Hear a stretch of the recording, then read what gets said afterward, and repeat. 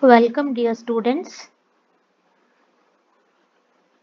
Today I am going to present biodiesel topic from Unit 5. I am Dr. V. Geeta, Faculty of Chemistry, MVSR Engineering College. The content of today's lecture are Introduction, Sources, Concept of Transesterification, Carbon Neutrality, Properties and Significance. Why biodiesel? The first point, why we need a biodiesel? It is a renewable source of energy. It reduces pollution, the simple production process, and it works in existing infrastructure, that is present day automobile. And also, biodiesel is a domestically produced clean burning renewable source of energy, which is a substitute of petroleum diesel, and using biodiesel as a vehicle fuel increases energy security, improves air quality and the environment, and it provides safety benefits. What is biodiesel? Biodiesel is a form of diesel fuel derived from plants or animals and consisting of long chain fatty acid esters. It is typically made by chemically reacting lipids such as animal fats, soybean oil, or some other vegetable oil with an alcohol, producing a methyl, ethyl, or propyl ester. So chemically, biodiesel is a fatty acid esters. What are fatty acids? Fatty acids are nothing but they are the carboxylic acids containing more than 10 carbon atoms in its alkyl group. And when these esters are formed, the liquid that is obtained is called as biodiesel. You can see the sample of biodiesel here in this picture. It is almost appearing like normal petroleum diesel. The sources of biodiesel. The oil from which the biodiesel is produced can be obtained from some natural crops. Those crops are rapeseed, soybean, mustard, flax, sunflower, canola, palm oil, hemp, jatropha, and waste vegetable oils. These crops are cultivated, their seeds are taken, and their seeds from the seeds of these plants, the oil is extracted, which is converted to biodiesel. And this fuel source is set to reduce engine wear and produce less harmful emissions. Jatropha, which is a well talked about plant from which the biodiesel is prepared, belongs to Euphorbiaceae family and it produces a significant amount of oil from its seeds. And these seeds can be cultivated easily from the plants which is widespread in arid, semi-arid and tropical regions of the world. And these Jatropha seeds are non-edible and oil also is non-edible. Now, what is the process by which the oil which is extracted from plants and animals are converted to biodiesel? The process is called as transesterification. And before going to understand what is transesterification, we must know what is esterification. So esterification, as you have already learnt in previous class, it is nothing but it's a reaction between a carboxylic acid and an alcohol. The carboxylic acid containing COOH functional group reacts with an alcohol containing an OH group and it gives a compound called as ester which has RCOOR group, where R are alkyl groups. The simple reaction between an alcohol and an acid is called esterification. Now coming to transesterification, the process is nothing but instead of reacting an acid with an alcohol, we are reacting the alcohol with another ester itself. And in this process, the alkoxy group here will be exchanged with the alkoxy group of the alcohol. You can see in this reaction, this is the formula of an ester RCOOR double dash. Here, the alkyl group which is which is linked to oxygen is called as alkoxy group. This is a normal alkyl group connected to the carbon of the functional group. This alkyl group is connected to oxygen, so we call this group as alkoxy group. And in this alcohol, this RO group is an R dash O group is an alkoxy group. So when this alcohol is reacted with an ester, the R double dash O group, that is alkoxy group of the ester, is replaced by the alkoxy group of an alcohol, and thus we get a new ester here containing a new alkoxy group, and this whole process is called as transesterification. You can see a simple example of transesterification. This particular compound is methyl ethanoate. It's an ester methyl ethanoate because here this carboxylic carbon, the functional group carbon along with this methyl consisted of two carbons, so it is a derivative of ethanoate.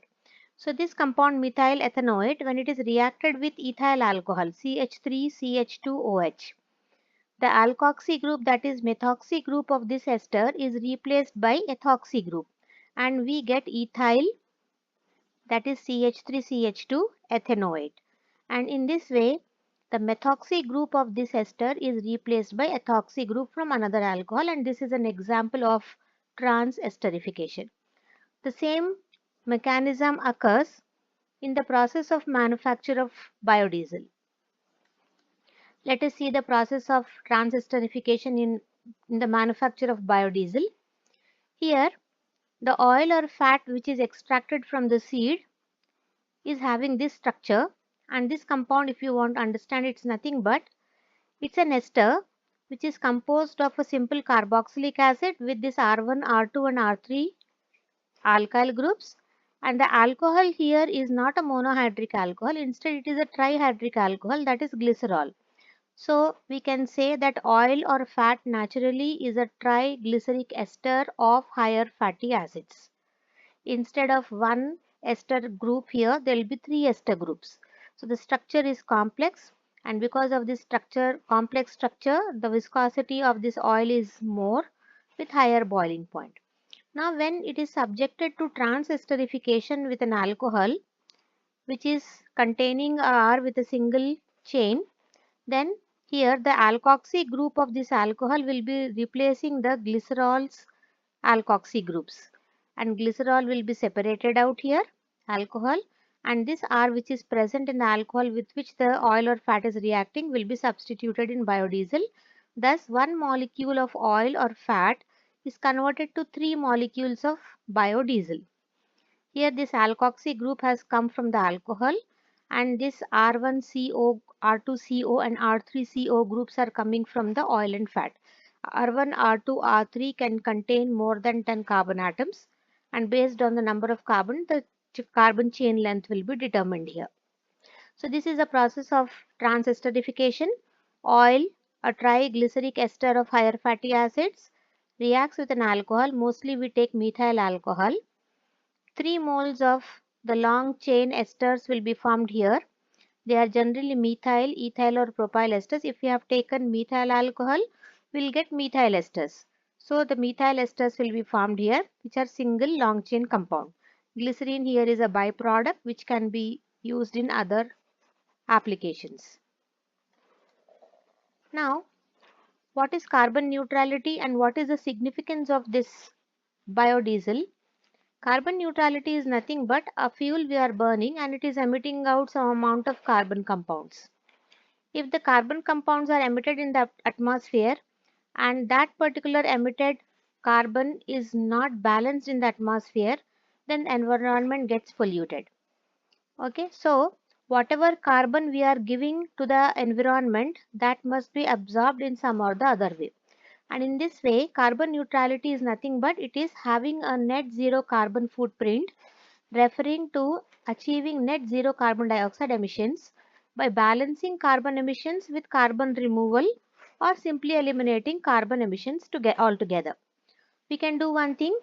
If we are giving carbon dioxide to the environment, a same quantity of the carbon dioxide also must be absorbed from the environment. That is known as zero carbon footprint. If you are not absorbing it, at least we have to see that we are emitting minimum number of carbon atoms. In this way, the carbon neutrality should be maintained. And biodiesel is a carbon neutral compound because whatever is the amount of carbon dioxide that is given to the atmosphere is balanced by the process of photosynthesis, where the plants from which the seeds are extracted are taking that carbon dioxide while growing, and in this way the carbon neutrality is maintained. Carbon neutrality, again another definition. Carbon neutrality means having a balance between emitting carbon and absorbing carbon from the atmosphere in carbon sinks. Removing carbon dioxides or monoxides from the atmosphere and then storing it is known as carbon sequestration. And this sequestration can be done by using some carbon sinks. Some natural carbon sinks are soil, forest, and ocean. In order to achieve net zero emissions, all worldwide greenhouse gas emissions will have to be counterbalanced by carbon sequestration. And in the same manner, we can say here in the case of biodiesel, we don't need much carbon sequestration. Instead, the Jatropha plant or any other plant which is producing the seed to produce the oil is, while growing, it is absorbing carbon dioxide from the atmosphere, and equivalent amount of carbon dioxide will be released when that fuel is burnt.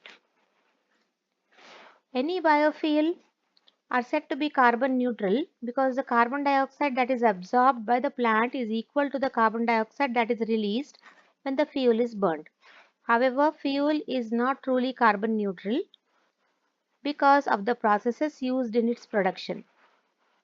This is one misnomer here. Biodiesel is a fuel that can be used in any diesel powered vehicle. It is biodegradable and non-toxic.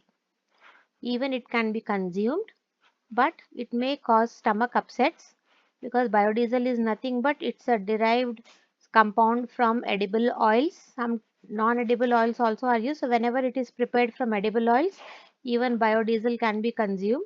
But because of its heavy structure, it may not be easy to digest it. It may cause some stomachache. But biodiesel is a fantastic way of reducing your carbon footprint as it only releases the carbon dioxide that the plants absorb while growing. Therefore, there is no negative impact on the carbon cycle because of this biodiesel. Properties of biodiesel: it is slightly miscible with water. It has high boiling point and low vapor pressure. The flash point of biodiesel exceeds 130 degrees Celsius, significantly higher than that of petroleum diesel, which is around 52 degrees Celsius. Now, what is this flash point? Flash point is nothing but it is the minimum temperature that is required to convert the liquid fuel into vapors so that the mixture of this vapor of a fuel and air is ignitable. Higher the flash point, safer is the fuel. It will not catch fire easily. So in case of ignition temperature, the biodiesel is better than normal petrodiesel. Biodiesel has a density of 0.88 grams per centimeter cube, that is slightly higher than petrodiesel. And biodiesel has better lubricating properties and it has much higher cetane rating, significantly better than standard diesel, which can prolong engine's life. Cetane rating is higher, quality of the oil is good, it will cause less knocking or the ignition delay will be shorter and the fuel will be better. It has shorter ignition delay compared to the standard diesel. And because of these properties, it has the following significance.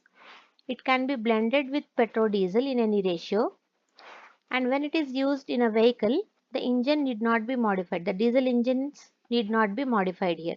Directly we can use them in the diesel engines, and it is simple to use. It is biodegradable. It does not cause any harm to the environment. It is non-toxic. It is not poisonous, and it is essentially free of sulfur and aromatics. The use of biodiesel in a conventional diesel engine result in substantial reduction of unburnt hydrocarbons. The combustion of the fuel is complete. There is no unburnt hydrocarbons released in the atmosphere after the combustion of this fuel, and thus it is safe to the environment and also to the human health. The exhaust emissions of sulfur oxides and sulfates from biodiesel are essentially smaller compared to petrodiesels. And the scientific research confirmed that biodiesel exhaust has a less harmful impact on human health than petroleum diesel fuel. And finally, it is a source of renewable energy. Thank you.